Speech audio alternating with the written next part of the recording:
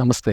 నేను మీ చంద్రశేఖర్. ఆ మధ్య కాలంలో ఒక డిన్నర్ పార్టీలో bill gates, senior bill gates, Warren Buffett వీళ్ళందరూ కూడా ఓ టేబుల్ మీదుండి వాళ్ళు డిన్నర్ చేస్తున్నారు. ఆ పార్టీలో ఒకాయన ఆళ్ళని అడిగాడనమాట. మీరు ప్రపంచంలో చాలా గొప్ప వ్యక్తులు గదా!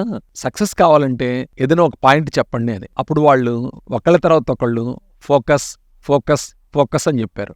అంటే దాని అర్థం ఏంటంటే ఎవరు ఏ వృత్తిలో సక్సెస్ కావాలన్నా, జీవితంలో ఉన్నత స్థానానికి వెళ్ళాలంటే ఫోకస్ పెట్టడం చాలా ముఖ్యం. మన పురాణాల్లో కూడా ద్రోణాచార్యుల వారు తన శిష్యులందరినీ పిలిచి పరీక్షలు పెడతాడు. ఆ పరీక్ష పెట్టేటప్పుడు ఓ చెట్టు మీద చిటారు కొమ్మన ఒక పక్షి బొమ్మ పెట్టి ఏం కనిపిస్తుంది చూడమంటాడు. తన శిష్యులందరూ కూడా ఆకులు కనిపిస్తున్నాయి, కొమ్మలు కనిపిస్తున్నాయి, చెట్టు కనిపిస్తుందని చెప్తే అర్జునుడు ఒక్కడే ఆ పక్షి కన్ను మాత్రమే కనిపిస్తుందని లక్ష్యాన్ని భేదిస్తాడు. ఇదంతా ఏంటంటే ఏ రంగంలో అయినా ఉన్నత స్థానానికి వెళ్ళాలంటే ఫోకస్ అనేది చాలా ముఖ్యం. మీరు గమనించండి, ఎప్పుడైనా సరే మీ వృత్తిలో కానీ, వ్యాపారంలో కానివ్వండి, వ్యాసంగంలో కానీ గొప్పతనం రావాలి అన్నప్పుడు మన అందరికీ కూడా ఎగుడు దిగుళ్ళు ఉంటాయి. మన ప్రొఫెషన్లో ఒక్కోసారి అద్భుతంగా రాణిస్తాం, కొన్ని సందర్భాల్లో డీలపడిపోతాం, సరైన రిజల్ట్ రాదు. ఎందుకు రిజల్ట్ రాదు? కారణం ఏంటి? ఎందుకంటే మన ఫోకస్ పక్కకి వెళితే రిజల్ట్ రాదు.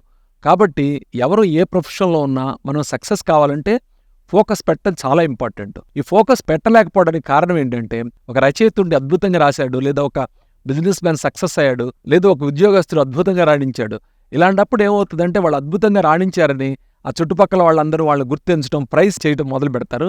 అలా ఒకసారి చేయడం మొదలుపెట్టిన తర్వాత వీళ్ళు వాళ్ళ వృత్తి యొక్క ఫోకస్ పక్క తప్పించి మరో దాని గురించి ఆలోచిస్తారు. అలా మరో దాని గురించి ఆలోచించడం మొదలుపెట్టిన తర్వాత వాళ్ళ వృత్తిలో నైపుణ్యత తగ్గిపోతుంది.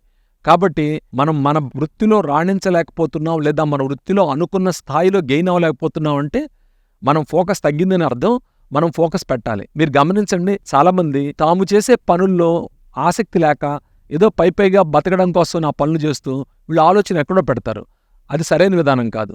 ఎవరైనా ఏ వృత్తిలోనైనా రాణించాలంటే వాళ్ళకి ఆసక్తి ఉన్న రంగాన్ని ప్రథమంగా ఎంచుకుంటే సక్సెస్ ఈజీగా ఉంటుంది. ఆసక్తి లేని రంగంలోకి వెళ్ళి మరో రంగం మీద ఆసక్తిగా ఉండి ఈ పనికి ఇటు కాన్సన్ట్రేట్ చేయలేక, లేదా ఆ పనికి వెళ్ళలేక మధ్యస్థంగా ఉన్నప్పుడు ఫెయిల్యూర్స్ ఎదురవుతాయి. మీరు ఏ వృత్తిలో ఉన్నా దాని మీద ఆసక్తి కలిగి ఉండటం, అలాగే ఫోకస్ పెట్టడం చాలా చాలా ముఖ్యం. ఇలాంటి ఫోకస్ ఉన్న వాళ్ళు మాత్రమే చాలా అద్భుతాలు చేస్తారు.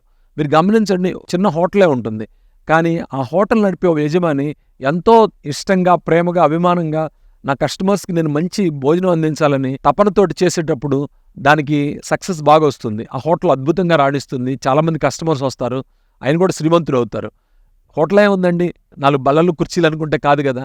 ఇలా ప్రతి రంగంలో కూడా చిన్న చిన్న పెట్టుబడులు పెట్టి చిన్న చిన్న వాటితో స్టార్ట్ చేసిన వాళ్ళు లైఫ్లో అద్భుతాలు సృష్టించి గొప్పోళ్ళు అయిన వాళ్ళు ఉన్నారు. ఓ మిఠాయి కొట్టు కానివ్వండి, ఓ ఒక్కపొడి కానివ్వండి, ఇలాంటి వాళ్ళంతా మన చరిత్రలో, మన తెలుగు వాళ్ళల్లో గొప్పవాళ్ళు, రాణించిన వాళ్ళు, మనకు మార్గదర్శకత్వం చూయించిన వాళ్ళు ఎంతోమంది ఉన్నారు. ఓ పచ్చళ్ళు తయారు చేసిన ఆయన, వీళ్ళందరూ కూడా. కాబట్టి గమనించండి మిత్రులారా, మీరు ఏ రంగంలో అయినా సరే సక్సెస్ అవ్వాలనుకుంటే ఫోకస్ పెట్టండి మీ లక్ష్య సాధన కోసం అని చెప్పి. ఆ లక్ష్యం నుంచి దృష్టి మరల్చకండి. మీరు ఫోకస్ పెట్టారా, సక్సెస్ మీదే. Thank you friends.